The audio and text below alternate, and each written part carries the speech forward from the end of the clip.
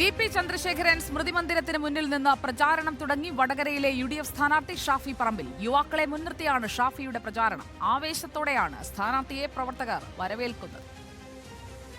LDF സ്ഥാനാർത്ഥി KK ശൈലജയുടെ വ്യക്തിപ്രഭാവത്തിന് മുന്നിൽ UDF പകരം വെക്കുന്നത് ഷാഫിയുടെ ആവേശം. 2 MLA-മാർ ഏറ്റുമുട്ടുന്ന മണ്ഡലത്തിൽ ഗ്ലാമർ പരിവേഷത്തിനപ്പുറം ശക്തമായ രാഷ്ട്രീയമാണ് പ്രചാരണ വിഷയം. പ്രചാരണത്തിന്റെ ഔപചാരിക തുടക്കത്തിന് ടി.പി. ചന്ദ്രശേഖരന്റെ സ്മൃതി മന്ദിരം തെരഞ്ഞെടുക്കുമ്പോൾ ഷാഫിയുടെ ലക്ഷ്യം വ്യക്തം. മരണപ്പെട്ട ടി.പി., കൊല്ലപ്പെട്ട ടി.പി., ജീവനോടുള്ള ടി.പി.യേക്കാൾ ശക്തനായി ഇപ്പോഴും CPM-നോട് ചോദ്യങ്ങൾ ചോദിച്ചുകൊണ്ടിരിക്കുന്നു. അതുകൊണ്ട് തന്നെ ഇത് കൊടിസുനിമാരുടെ മണ്ണല്ല, ഇത് കുഞ്ഞനന്ദന്മാരുടെ ആരാധകരുടെ മണ്ണല്ല, ഇത് ടി.പി.യുടെയും ജനാധിപത്യവാദികളുടെയും മണ്ണാണ്, മതേതരവാദികളുടെ മണ്ണാണ്. വടകരയിൽ ഫാസിസ്റ്റ് വിരുദ്ധ പോരാട്ടം പ്രഖ്യാപിക്കുന്ന KPCC മുൻ പ്രസിഡന്റ് മുല്ലപ്പള്ളി രാമചന്ദ്രൻ താൻ പൊളിച്ച CPIM പൊന്നാപുരം കോട്ടയിൽ വിജയം വരെ ഒപ്പമുണ്ടാകുന്ന ഉറപ്പ് ഷാഫിക്ക് നൽകി. ഇത് കമ്മ്യൂണിസ്റ്റ് പാർട്ടിയുടെ പൊന്നാപുരം കോട്ടയാണെന്നൊക്കെ പറയാറുണ്ട്.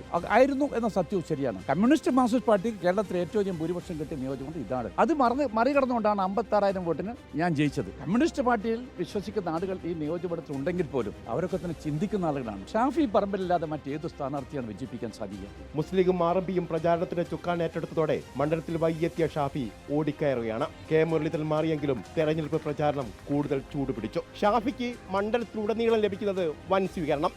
എതിർ സ്ഥാനാർത്ഥിയെ ചൂണ്ടിയല്ല, TP വധമടക്കമുള്ള നിർണായക വിഷയങ്ങൾ ഉയർത്തിപ്പിടിച്ചാണ് ഷാഫി മണ്ഡലത്തിൽ സജീവമാകുന്നത്. വീഡിയോ ജേർണലിസ്റ്റ് ഷനിൽ കണ്ണനൊപ്പം reporter AK Abhilash, in reporter, Kozhikode.